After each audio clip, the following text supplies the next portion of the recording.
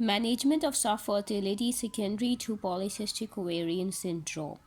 A common endocrine disorders affecting 5 to 10% women of reproductive age. The prevalence higher in South Asian. Prevalence of polycystic ovary seen on ultrasound is around 25%, but is not always associated with the full syndrome.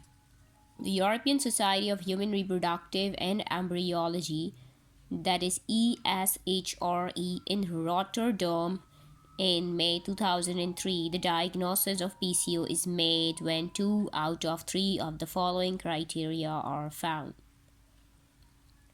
2 of the 3, that is the 3, are clinical or biochemical evidence of androgen excess after the exclusion of other related disorder. Second is oligo or anovulation. Third is ultrasound appearance of the ovaries, that is presence of more than 12 follicles in each ovary that measures 2 to 9 millimeter,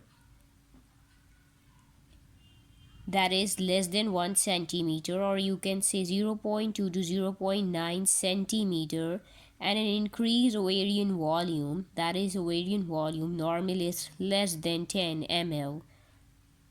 The androgen excess and PCO, that is AEPCO Society published that PCO is primarily a hyperandrogenic disorder and is proposed revising the definition to hyperandrogenism, hirsutism and or hyperandrogenemia, and ovarian dysfunction, that is oligoanovulation and or polycystic ovaries. Ovarian dysfunction means anovulation or oligo, or ovaries are polycystic, thereby encompassing the Rotterdam ultrasound criteria but requiring hyperandrogenism for the diagnosis. What does that mean? That it is a hyperandrogenic disorder, and they revise this definition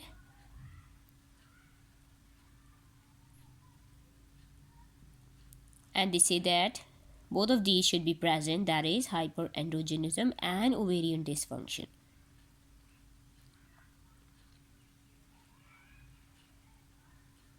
And they said that beside ultrasound, hyperandrogenism should also be present.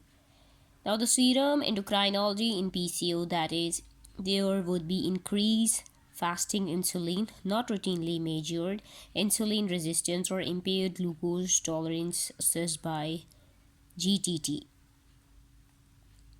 increased androgens, that is testosterone and androstenedione levels are checked,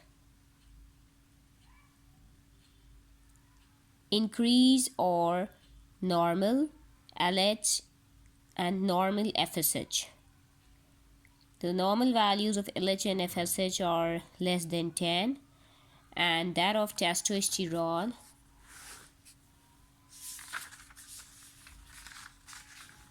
normal value of testosterone is 0.5 to 1.8 nanomole per liter. Then increase 6 hormone binding globulin, resulting in elevated free androgen index. Free androgen index normal value is less than 5, and sex hormone binding globulin normal value is 16 to 119 nanomole per liter. In polycystic ovary, insulin suppresses the sex hormone binding globulin, resulting in a high free androgen index in presence of a normal total testosterone.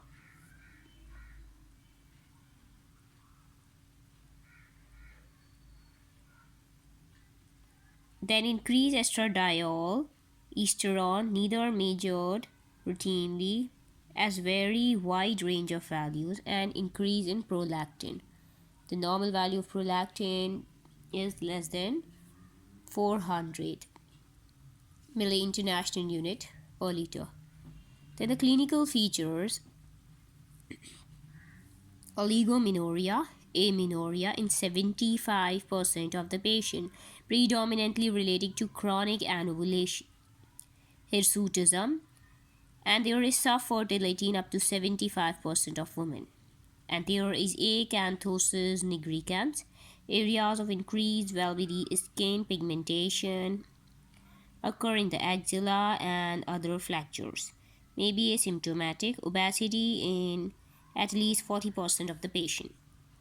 Now the health consequences of polycystic ovary syndrome include hyperinsulinemia and insulin resistance. What does that mean? That is defined as diminution in the biological responses to a given level of insulin, and there is compensatory hypersecretion of insulin in response to glucose. So euglycemia is usually maintained at the expense of hyperinsulinemia. There is a low response to the level of insulin because there is insulin resistance. So what happens? Insulin secretion will increase. There is compensatory hypersecretion of insulin in response to glucose. So the glucose level is maintained. There will be euglycemia, but there will be hyperinsulinemia.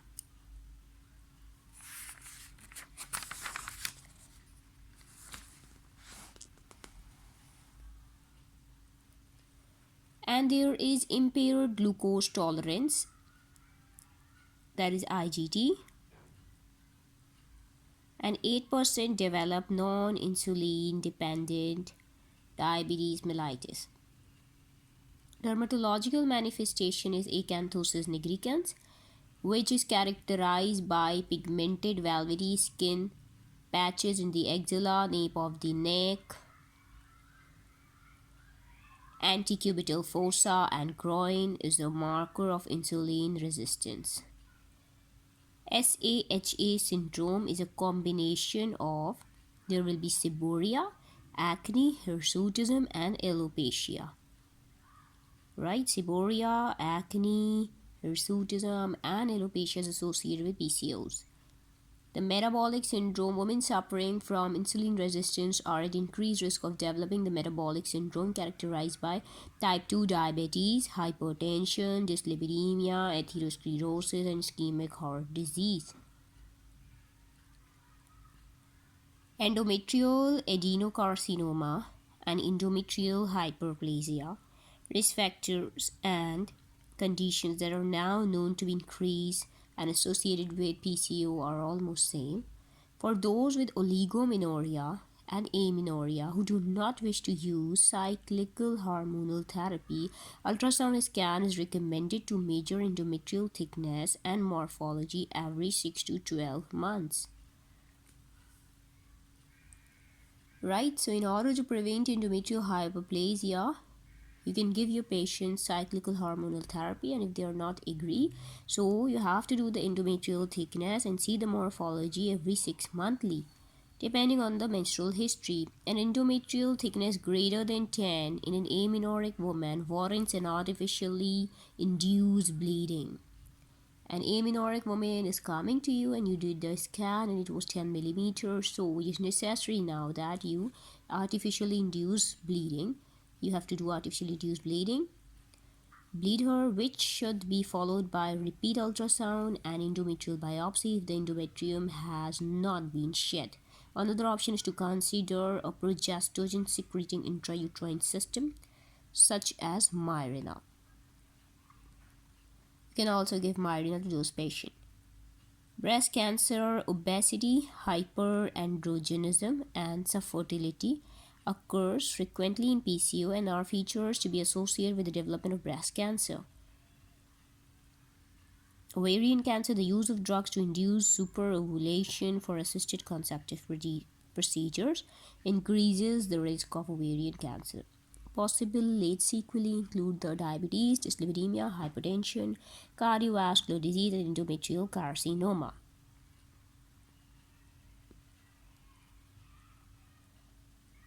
Several theories have been proposed to explain the pathogenesis of PCO, that is a unique defect in insulin secretion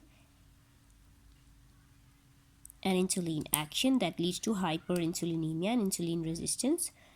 Then other one is primary neuroendocrine defect leading to exaggerated LH pulse frequency and amplitude.